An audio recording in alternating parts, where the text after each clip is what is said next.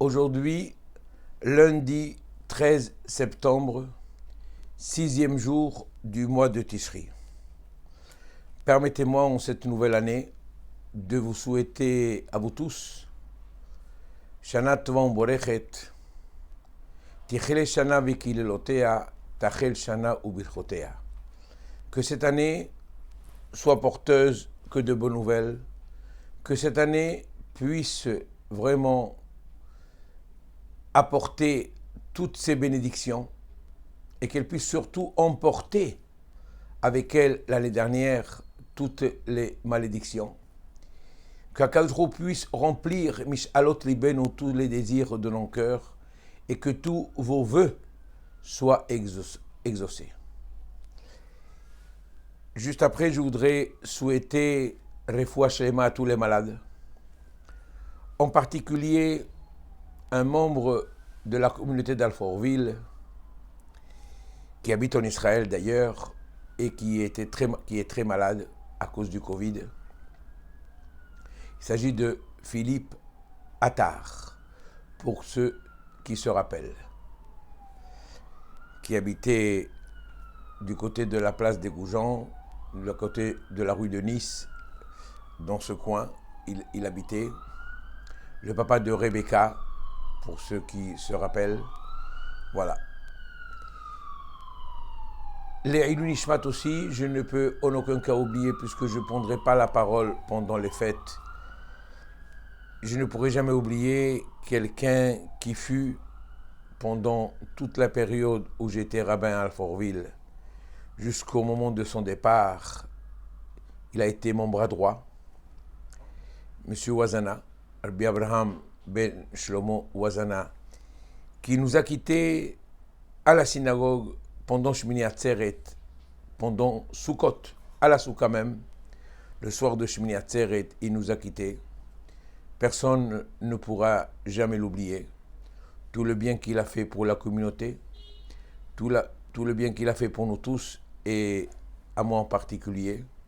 C'est la raison pour laquelle je dédie ce cours, les Ilou Nishmato, pour l'élévation de sa mémoire, et que Akadosh Baruch Hu puisse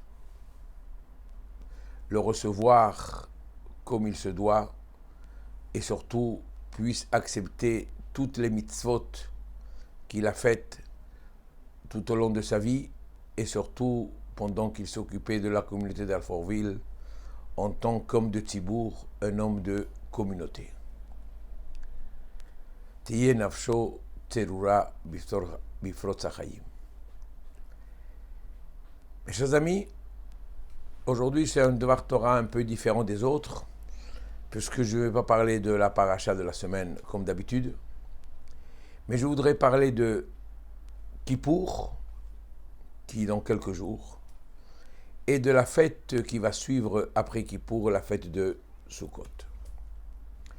Je pense que tout le monde sait, tout le monde a entendu l'importance de cette journée de Kippour.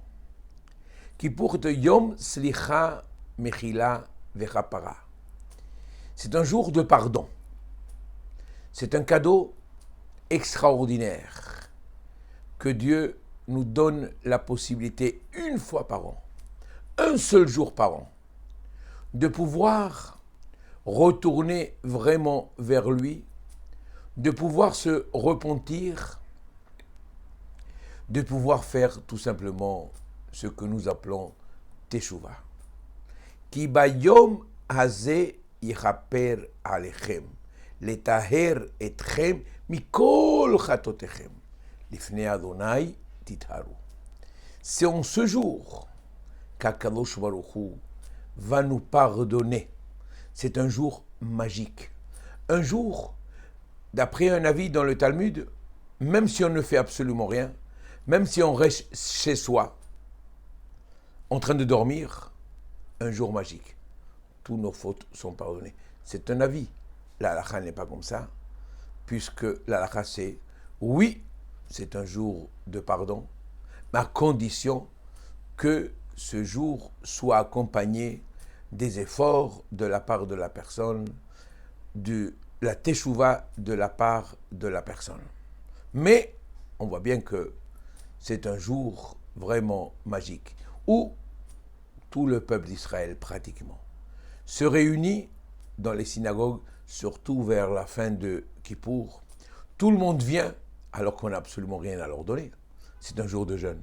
Il n'y a pas de kidouche, il n'y a pas d'apéritif, il n'y a pas de seouda. Et en plus, ils payent leur place. Voyez combien nous tenons à cette journée de Kippour. Depuis des générations et des générations, nous poursuivons ce que Moshe Rabbeinu nous a appris depuis le Har Sinaï. Oui, si cette journée est si magique, parce qu'elle nous rappelle un événement extraordinaire. Lorsque les enfants d'Israël ont fauté dans le désert et que Moshe Rabbeinu est monté au Har Sinaï pour la 3e fois, il est monté le premier jour du mois de Elul. Et pendant 40 jours, il a prié, il a jeûné, il n'a pas mangé, il n'a pas bu. Ce sont les 40 jours que nous faisons actuellement les slichot.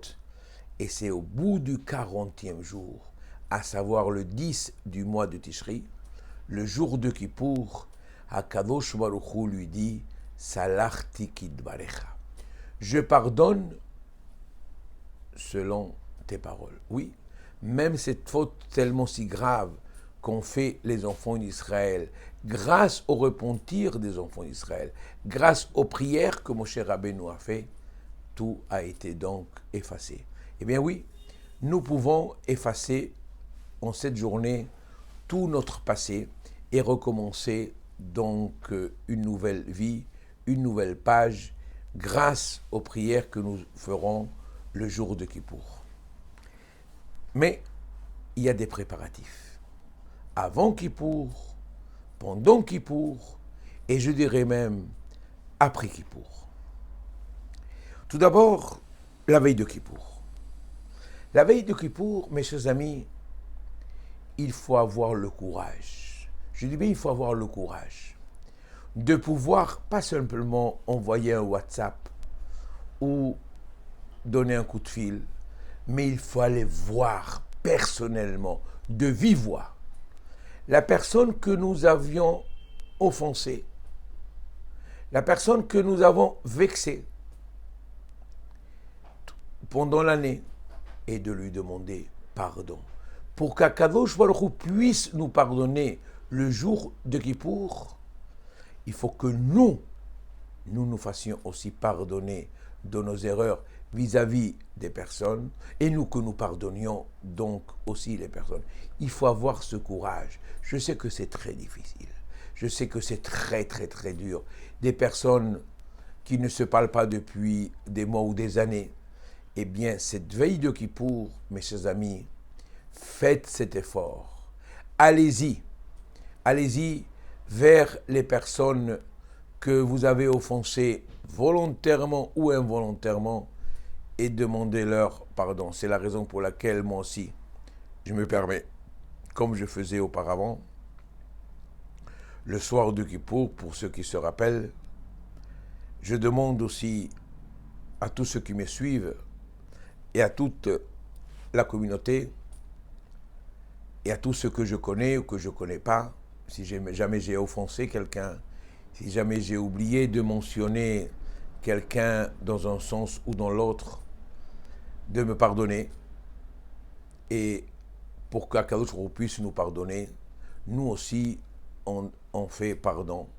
On exprime aussi notre pardon. Il ne faut pas être dur pour ne pas pardonner, pour qu'Akadosh aussi puisse nous pardonner. Donc la première des choses à faire la veille de Kippour, c'est d'aller demander pardon. Mais demander pardon à qui? Oui, aux personnes que nous avons offensées, mais à des personnes avec lesquelles nous vivons en permanence et que malheureusement nous offensons en permanence. Il s'agit pour un homme sa femme, pour une femme son mari, pour un homme ses parents, ses enfants. Les enfants, les parents sont les plus proches. C'est à eux. Les enfants doivent embrasser la main des parents et leur demander pardon. le mari vis-à-vis de sa femme, la femme vis-à-vis de son mari la veille de Kippour. Et c'est ainsi que nous pourrons nous rassembler comme nous le faisons chaque année. La veille de Kippour, le matin de bonne heure, les hommes ont l'habitude d'aller se tremper au mikvé. Ce n'est pas une obligation absolue, mais c'est très bien. C'est bon, c'est même conseillé de le faire pendant cette période du Covid. Même les mikvaot en Israël comme en France ont été fermés, surtout pour les hommes. Bon, si jamais c'est ouvert, c'est bien d'y aller la veille de Kippour pour se purifier et rentrer dans cette journée qui est une journée kadosh, une journée sainte, une journée pas du tout comme les autres.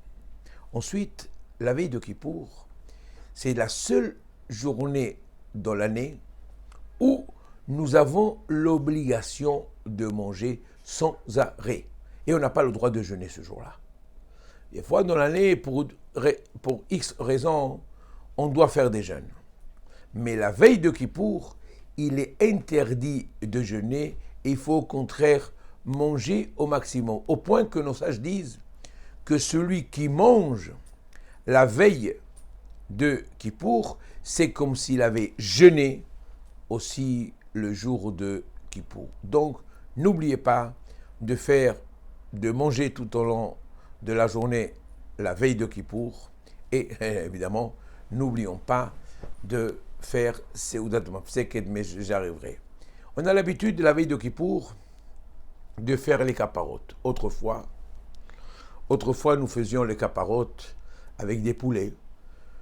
Le shochet venait chez nous à la maison et tuait quelques jours avant Kippour, la veille, 2 jours avant, et tuait des poulets en faisant passer le poulet autour de la tête, en faisant quelques prières, etc. Aujourd'hui, ce n'est plus du tout possible, c'est pas évident. On fait aussi en donnant une certaine somme à la tzedaka, donc qui ira pour les yeshivot, les communautés, les synagogues. Cette somme, c'est les caparotes. N'oubliez pas donc de faire la veille de Kippour, donc les caparotes. Voilà tout ce que nous faisons cette veille de Kippour, et voilà, nous approchons de l'après-midi. Nous allons faire mincha l'après-midi, la veille de Kippour, très tôt, par rapport à d'habitude, parce qu'on ne sait pas ce qui peut arriver plus tard, au moins qu'Akadosh Baruch Hu puisse exaucer donc nos prières. Et nous allons faire Seudat Mafseket. Un repas un peu différent des autres. Habituellement, Shabbat ou un jour de semaine, lorsqu'on se met à table, on sait à quelle heure on commence, on ne sait pas à quelle heure on finit. Alors que là, impérativement, il va falloir finir de manger la veille de Kippour, bien avant le coucher du soleil. Attention, je dis bien le coucher du soleil et pas la sortie des étoiles. Il y a une très grande différence entre la Shkia, le coucher du soleil, et Tzeta Kochavim, la sortie des étoiles. Donc, il faut interrompre donc le repas que nous commencerons peut-être 1 heure avant le coucher du soleil, mais que nous arrêterons avant le coucher du soleil pour que nous puissions aussi nous rendre à la synagogue en voiture, pour ceux qui vont en voiture, car Kippour n'est pas encore rentré, et pouvoir se vêtir pour la première fois et l'unique fois la soirée avec le talit. Oui, ça va être une journée pas comme les autres, comme j'ai dit auparavant. C'est une journée où nous allons ressembler aux anges. 364 jours dans l'année, le Yetzer Hara nous empêche de faire les mitzvot. Le seul jour où le Yetzer Hara presque n'existe pas, c'est le jour de Kippour. Le jour de Kippour est un jour totalement différent et nous commencerons effectivement la prière par Kal Nidre, évidemment pour une fois de plus faire pardonner ou faire l'annulation de tous les vœux que nous avons fait aussi la veille de Rosh Hashanah et que nous avons fait aussi la veille de Kippour. Combien est important d'annuler les vœux, mais sachez, comme j'ai déjà dit auparavant, ce n'est pas tous les vœux que nous pouvons annuler. Pour ceux qui viennent à la synagogue la veille de Kippour pour annuler les vœux, pensez en même temps à annuler les vœux de votre femme. Les hommes mariés peuvent annuler les vœux de leur femme, même si la femme n'est pas présente. C'est très important de penser donc à ceci. Et voilà que pendant la journée de Kippour, nous allons faire des prières. N'oubliez pas, mes chers amis, la veille de Kippour, évidemment les femmes vont allumer les bougies, comme d'habitude, et de réserver une bougie de plus de 24 heures qui doit rester allumée tout au long de Kippour, avec laquelle nous ferons donc la Havdalah. La Havdalah, habituellement le samedi soir, on fait en allumant donc une bougie. Mais là, il faut faire l'Havdalah avec une lumière qui est restée allumée tout au long de Kippour. C'est pourquoi que nous laissons une veilleuse. Si on n'a pas la veilleuse, on ne pourra pas faire l'Havdalah sur le Hesh, sur le feu, après qu'ils pourront faire l'Havdalah sur le vin. Certes, pas sur les Bessamim, mais pas sur le feu. Pour pouvoir faire Boré Meoré Haesh après Kippour, il faut le faire uniquement avec Ner Sheshavat, une bougie, une lumière qui est restée donc allumée. Nous allons Bezrat Hashem pendant Kippour respecter toutes les obligations, à savoir ne pas manger, ne pas boire, ne pas se parfumer, ne pas se laver, ne pas mettre des chaussures en cuir, et pour ceux qui sont mariés, de faire donc chambre à part. Oui, j'ai dit ne pas se laver. Oui, on n'a pas le droit de prendre une douche le jour de Kippour. Par contre, si quelqu'un est tombé dans la boue le jour de Kippour, en allant à la synagogue, dans ce cas-là, il aura le droit de se laver, parce qu'il ne fait pas une rechitza shel ta'anoug. Il ne se douche pas par plaisir, mais par obligation. Pareil, on n'a pas le droit de manger. Mais celui qui a le devoir de manger, il faut qu'il mange le jour de Kippour.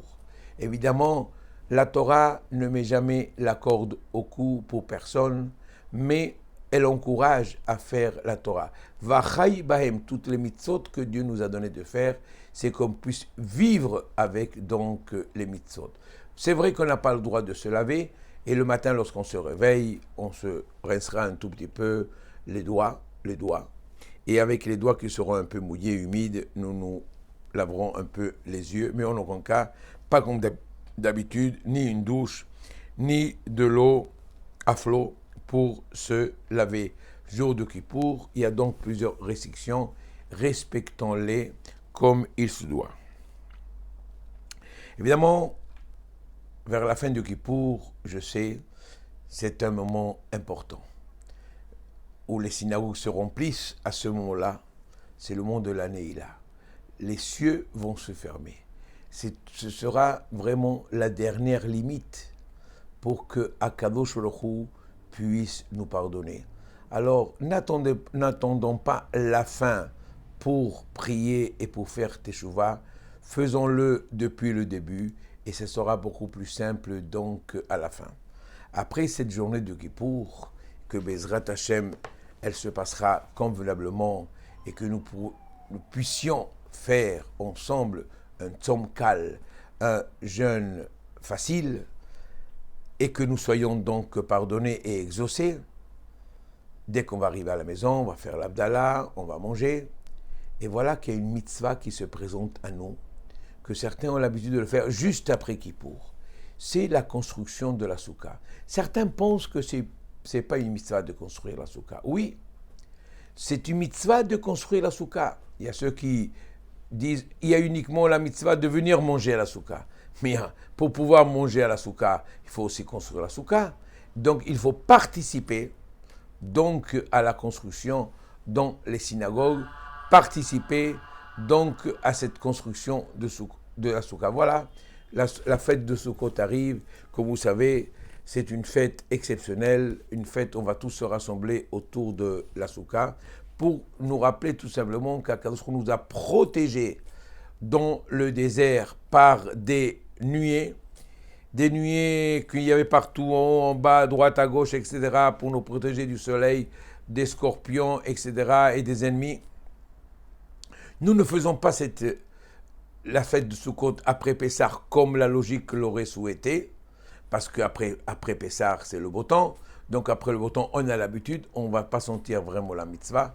On l'a fait, au contraire, cette mitzvah de Sukkot, on l'a fait quand? Dès que l'automne va commencer, dès que le froid va commencer, pour sentir qu'on est protégé uniquement par Akadosh Baruch Hu. En même temps, la Souka, nous avons l'obligation, nous les hommes, de manger toujours pendant les 7 jours de Sukkot, en dehors d'Israël, 8 jours, jusqu'à Shmini Atzeret, de manger tous ces repas avec le motzi, donc à la Souka. N'oubliez pas évidemment qu'il y a une bracha à faire pendant Sukkot à la Souka, qui est les Shev Basouka. Elle se fait pendant les jours de Yom Tov, après le Kiddush, et elle se fait les jours où il n'y a pas Yom Tov, uniquement après donc le Motzi. N'oubliez pas que pendant Sukkot, il y a aussi une grande mitzvah qui s'appelle le Lulav, le Etrog, la Rava et le Hadas. Je n'ai pas tellement le temps d'expliquer ceci, mais sachez que pendant la fête de Sukkot, nous réunissons tous, que ce soit le tzaddik, que ce soit le moins tzaddik, que ce soit le traditionnaliste, que ce soit même le rachat, nous avons besoin de chacun. Pour Akadosh Baruch Hu, il n'y a pas de différence, nous sommes tous pareils. Alors qu'Akadosh Baruch Hu, cette année, puisse nous aider à nous rassembler, à prier ensemble, et je vous donne congé jusqu'après les fêtes où j'enregistrerai de nouveau d'autres vidéos dans lesquelles on va changer un peu le système. Si quelqu'un a des suggestions, avec un grand plaisir, mais ça sera un peu différent que d'habitude. On va essayer d'établir donc un programme. En tout cas, je vous souhaite à tous d'abord de passer un bon jour de Kippour, et pour Sukkot, Chag Sameach à tous, et que Akadosh Baruch Hu nous protège, nous aide, et qui nous appelle et qui nous rappelle donc l'arrivée de Mashiach Tzidkenu.